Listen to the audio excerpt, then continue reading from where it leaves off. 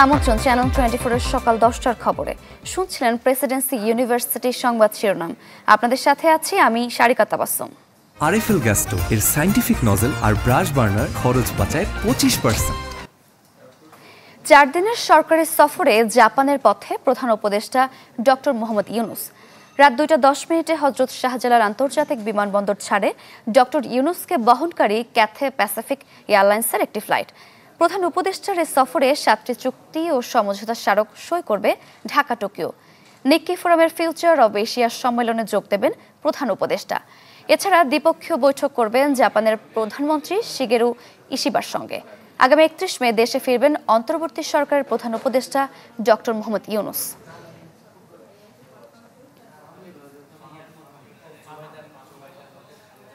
দেশ জুড়ে তোলপা Waltz and fridge কিনে আপনিও হয়ে যেতে পারেন মিলেনিয়ার। কারামুক্ত হলেন জামায়াত নেতা এটিএম আজহারুল ইসলাম। তার মুক্তিতে শাহবাগে অবস্থান নেওয়া নেতাকর্মীরা উচ্ছ্বাস প্রকাশ করেন। বাংলাদেশ মেডিকেল বিশ্ববিদ্যালয়ের প্রিজন সেলে চিকিৎসাধীন ছিলেন জামায়াতের তৎকালীন ভারপ্রাপ্ত সেক্রেটারি জেনারেল এটিএম আজহার। এর আগে 71-এ মানবতা বিরোধী অপরাধের মামলায় মৃত্যুদণ্ড থেকে খালাস পান এটিএম আজহার। মঙ্গলবার প্রধান বিচারপতি ডক্টর সৈয়দ রেফাত আহমেদের নেতৃত্বাধীন 7 বিচারপতির আপিল বেঞ্চ সর্বসম্মতিক্রমে এ রায় দেন। বলেন, বিচারের নামে অবিচারের শিকার হয়েছেন এটিএম আজহার।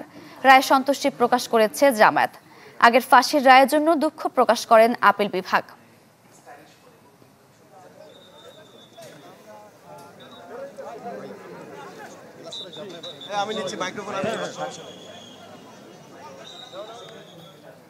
দর্শক, এই মুহূর্তে শাহবাগে বক্তব্য দিচ্ছেন জামায়াত আমির। চলে যাচ্ছে সেখানে। তিনি যেন দায়িত্ব পালন অব্যাহত রাখতে পারেন। সম্মানিত ভাইয়েরা, ফ্যাসিবাদ বিরোধী আন্দোলনে এখানে বলা মোটেই না, এদেশের 18 কোটি মুসলিম মানুষের সম্মিলিত চেষ্টায় সরকারের পতন হয়েছে। আমরা এই মূল ক্রেডিট আল্লাহ তাআলাকে দেই, আর জমিনের ক্রেডিট সমস্ত এদেশের জনগণকে আমরা দেওয়ার পক্ষে। আমরা এক থাকব, জাতির প্রয়োজনে এক পথে হাঁটব এবং জাতির প্রয়োজনে সমস্ত ষড়যন্ত্র মোকাবেলা করে সামনে ইনশাআল্লাহ এগিয়ে যাব। সবাই ভালো থাকুন। আসসালামু আলাইকুম ওয়া রাহমাতুল্লাহ। দর্শক, শাহবাগে বক্তব্য দিচ্ছিলেন জামায়াত আমির। আমরা সরাসরি যুক্ত ছিলাম সেখানে। রাজধানীর নয়াপল্টনে আজ তারুণ্যের সমাবেশ করবে বিএনপির 3 প্রধান অঙ্গ সংগঠন, ছাত্রদল, যুবদল ও স্বেচ্ছাসেবক দল। সকাল থেকে নয়াপল্টনে জড়ো হতে শুরু করেছেন দলটির নেতাকর্মী সহ সমর্থকরা। সমাবেশ ঘিরে নেতাকর্মীদের মধ্যে রয়েছে ব্যাপক প্রস্তুতি ও উৎসাহ উদ্দীপনা। আয়োজক সংগঠনগুলোর দাবি, সমাবেশে অন্তত 15 লাখ মানুষ উপস্থিত হবেন। এই সমাবেশের মাধ্যমে রাজনৈতিক মাঠে নিজেদের সক্রিয়তা ও উপস্থিতির বার্তা দিতে চায়। দলটির 3টি সংগঠনই গত কয়েক মাস ধরে অভ্যন্তরীণ কার্যক্রমের পাশাপাশি মাঠে সক্রিয় ভূমিকা রাখার চেষ্টা করছে। তাদের মতে, তারুণ্যের অধিকার প্রতিষ্ঠা ও গণতন্ত্র পুনরুদ্ধারে এই আয়োজন এক গুরুত্বপূর্ণ মাইলফলক। বিএনপির ভারপ্রাপ্ত চেয়ারম্যান তারেক রহমান ও তার স্ত্রী ডাক্তার জুবাইদা রহমানের 3 বছরের কারাদণ্ডের রায়ের বিরুদ্ধে করা আপিল রায় আজ ঘোষণা করবেন হাইকোর্ট। এ মামলায় 2 ধারায় তারেক রহমানের 6 ও 3 বছরের কারাদণ্ড রয়েছে। বিচারপতি মোহাম্মদ খসরুজ্জামানের একক হাইকোর্ট বেঞ্চ এ রায় ঘোষণা করবেন। এর আগে গত সোমবার শুনানি শেষে আপিলের রায় দিতে 28 মে দিন ধার্য করেছিলেন উচ্চ আদালত। গত 14 মে ডাক্তার জুবাইদা রহমানের 3 বছরের কারাদণ্ডের রায়ের বিরুদ্ধে দায়ের করা আপিল শুনানির জন্য গ্রহণ করেছিলেন হাইকোর্ট। একই সঙ্গে জরিমানা স্থগিত করে ওই দিন আপিল নিষ্পত্তি না হওয়া পর্যন্ত তাকে জামিন দেওয়া হয়। সিলেটের জৈন্তাপুর ও সুনামগঞ্জের ছনবাড়ের সীমান্ত দিয়ে আরও 68 জনকে পুশিন করেছে ভারত। বিজিবি জানায়, ভোরে সিলেটের জৈন্তাপুরের ঝিঙ্গাবাড়ি ও জাফলং ভ্যালি বোর্ড স্কুল এলাকা দিয়ে 52 জনকে পুশিন করে বিএসএফ। এ সময় বিজিবির একটি টহল দল তাদের আটক করে। আটককৃতদের মধ্যে 13 জন পুরুষ, 17 জন নারী ও 22 জন শিশু রয়েছেন।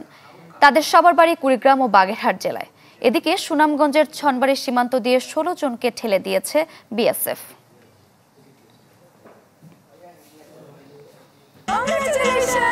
সেলফি আপু, এখন কিছু খাওয়াও। এখন ইভিনিং এর চরম ক্রেভিং, চাই কিছু exciting. Mister noodles hot cooking, test হয় অ্যামেজিং। মিস্টার নুডলস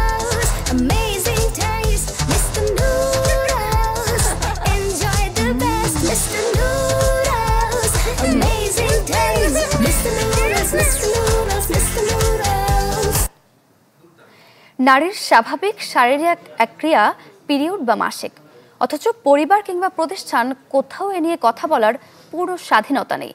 সংশ্লিষ্টরা বলছেন, নারীর সুস্বাস্থ্যের অধিকার নিশ্চিতে প্রয়োজন সবার সম্মিলিত সহযোগিতা। জিনিয়া কবি সূচনা রিপোর্ট, ছবি তুলেছেন শাফিন তপন। ইসরাত 30 পেরোনো এ নারী কাজ করেন রাজধানীর একটি বেসরকারি সংস্থায়। কাজের প্রয়োজনে প্রায় তাকে থাকতে হয় অফিসের বাইরে, কিন্তু মাসের বিশেষ কয়েকদিনে অর্থাৎ পিরিয়ডকালীন সময়ে তার উপর ভর করে এক শঙ্কা। এ আতঙ্ক অন্য কিছু নয়, শুধু পরিষ্কার পরিচ্ছন্ন টয়লেট সুবিধা না পাওয়ার। বাইরে যে কোনো জায়গায় তো আসলে টয়লেট যদি পরিষ্কার না হয়, সেখানে যেহেতু আসলে এই কাজগুলো করা একদমই ডিফিকাল্ট। এই জিনিসটা আমার একটা নির্দিষ্ট জায়গায় ফেলার মতো, সেটাও আসলে কোথাও পাওয়া যায় না। তখন দেখা যায় যে অনেক ক্ষেত্রে মানে এটা কি করব এই চিন্তা করেই দেখা যায় যে চেঞ্জ না করেই আবার মানে চলে আসতে হয়। মাহিন মাসিক চলাকালীন অফিসে তেমন অসুবিধায় না পড়লেও ছুটিতে বাড়ি যাওয়ার সময় পথে বেশ ভোগান্তিতে পড়তে হয় তাকে। আমরা যদিও জানি যে 6 থেকে 8 ঘন্টার বেশি একটা প্যাড পরা উচিত না, এতে করে ব্যাকটেরিয়াল ইনফেকশন হয়, বাট স্টিল আমরা চাই বা না চাই, যতই জানি আমাদের লং জার্নিতে বা অফিসের টাইমে কোনো একটা ওয়ার্কশপ চললে আমাদের 8 ঘন্টার বেশি সময় একটা প্যাড পরে থাকতে হয়। শিক্ষিত কর্মজীবী নারীদের যখন এ অবস্থা, তখন স্কুল কলেজ থেকে শুরু করে অন্য নারীদের এ সময় সংকট আরও বেশি। একটা মেয়েকে শারীরিকভাবে তার প্রজনন স্বাস্থ্যকে যদি আমরা ছোটবেলার থেকে যত্নে রাখতে চাই, প্রথম দরকার হচ্ছে আমাদের একটা সুষ্ঠু মাসিক ব্যবস্থাপনা। এর সাথে কি জড়িত? আমার অর্থ জড়িত, আমার কিছু পরিষ্কার পরিচ্ছন্নতা জিনিস, আমাদের সচেতনতা, হ্যাঁ, এই বিষয়গুলো আমাদের জড়িত। তাহলে এইগুলো সব ইনশিওর করলেই একটা মেয়ে কমফোর্ট পাবে। ক্যান্টারের 2024 সালের হাউসহোল্ড পেনিট্রেশনের গবেষণা বলছে, দেশে বর্তমানে মাত্র 17.4% নারী স্যানিটারি ন্যাপকিন ব্যবহার করেন, যার অধিকাংশই রাসায়নিক সুগন্ধিযুক্ত। এ কারণে 97% নারী কোনো না কোনো সময় সার্ভিক্যাল ইনফেকশনে আক্রান্ত হন। মাসিক চলাকালীন সময় তো রক্ত আসে, তো রক্তের পিএইচ আমরা জানি অ্যালকালাইন, কাজে ওই সময় কিন্তু এমনিই প্রজনন তন্ত্র একটু ভালনারেবল থাকে। আর তারপরে যদি সেরকম সেন্টেড বা কেমিক্যালস ইউজ করে, তাহলে তার উপকারী যে ব্যাকটেরিয়া সেগুলো ধ্বংস হয়ে যাচ্ছে, পিএইচটা বেড়ে যাচ্ছে, এবং তার ফলে অন্যান্য যে সংক্রামক ব্যাকটেরিয়া সেগুলো কিন্তু গ্রো করতে শুরু করবে। মাসিক স্বাস্থ্যবিধি সম্পর্কে জনসচেতনতা বৃদ্ধি ও সব শ্রেণীর নারীর জন্য নিরাপদ স্যানিটারি ন্যাপকিন সহজলভ্য করার পরামর্শ সংশ্লিষ্টদের। জিনিয়া কবি সূচনা, চ্যানেল 24, ঢাকা। একটা বিরতি নিচ্ছি, ফিরছি একটু পরেই, সাথেই থাকুন। নৌপথ শুধু যোগাযোগের মাধ্যম নয়, যেন জীবন্ত গল্প, যেখানে প্রতিটি ঢেউয়ের ছন্দে মিশে থাকে জীবনের ওঠানামা, যার জ্বলন্ত উদাহরণ মূল ভূখণ্ড থেকে বিচ্ছিন্ন দ্বীপ কুতুবদিয়ার 2 লাখ মানুষ। এখানকার মানুষের নিরাপদ যোগাযোগ ব্যবস্থা আর ফেরি চালুর দাবি এখন অধরা। দ্বীপাঞ্চলের সমস্যা ও সম্ভাবনা নিয়ে আশরাফুল আলম আকাশের ধারাবাহিকের আজ 2য় পর্ব। ক্যামেরা ছিলেন সবুজ হোসেন। কুতুবদিয়া দ্বীপ সমুদ্র বেষ্টিত এই জনপদে নানা চ্যালেঞ্জের মাঝে বয়ে চলে প্রায় 2 লাখ মানুষের জীবন প্রবাহ। জীবন জীবিকা, চিকিৎসা কিংবা শিক্ষার প্রয়োজনে দ্বীপবাসীকে ছুটতে হয় কক্সবাজারে, কিন্তু 5 কিলোমিটার সাগর পথের যাতায়াতে নেই কোনো নিরাপদ বাহন, তাই ঝুঁকি নিয়ে পারাপার করতে হয় স্পিডবোট কিংবা ট্যানিস বোটে। সমুদ্রকন্যা কুতুবদিয়া প্রত্যন্ত অঞ্চলটি প্রায় 2 লাখ বাসিন্দা এখনও পিছিয়ে আছে যোগাযোগ ব্যবস্থায়। তাদের পণ্য পরিবহন সহ যাতায়াতের একমাত্র মাধ্যম এই নৌপথ, যা বর্ষাকালে হয়ে ওঠে আরও ভয়াবহ।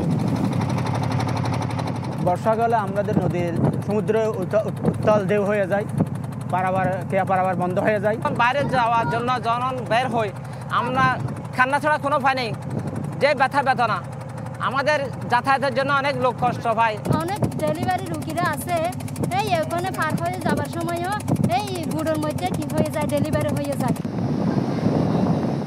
একে তো নিরাপদ নৌ পরিবহনের অভাব, তার উপর জরাজীর্ণ দশায় পেকুয়া উপজেলার মগনামা জেটিঘাট, যেটি কুতুবদিয়ায় যাওয়ার প্রধান যোগাযোগের মাধ্যম। একমাত্র সেতুটিরও সবগুলো পিলারে ফাটল ধরেছে অনেক আগেই। এমন নড়বড়ে সেতুকে আরও ঝুঁকিপূর্ণ করে তুলেছে প্রায় ভেঙে পড়া রেলিং। প্রাণের ঝুঁকি তো বটেই, ঠিকমতো পণ্য পরিবহন করতে না পারায় বাড়ছে নিত্যপণ্যের দাম। তাই নতুন জেটি নির্মাণ সহ ফেরি চালুর দাবি স্থানীয়দের। জেটি কোনো মেরামতের কোনো ব্যবস্থা নাই, সব ফিলিয়ার নিচেরগুলো সব ফেটে গেছে।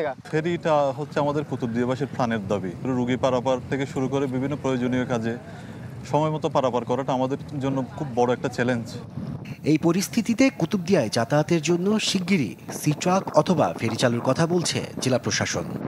আমরা সরকারের দৃষ্টি আকর্ষণ করেছি। আমরা আশা করছি আগামীতে একটি ভালো সুখবর কুতুবদিয়াবাসীর জন্য আমরা পাবো। যেটি ঘাটতি আছে সেটি পুনর্নির্মাণের জন্য আমরা প্রকল্প হাতে নেব। তবে এই আশ্বাস কতটা সত্যি হবে তা জানা নেই যুগ যুগ ধরে অবহেলিত কুতুবদিয়াবাসীর। আশরাফুল আলম আকাশ, চ্যানেল 24, কুতুবদিয়া, কক্সবাজার।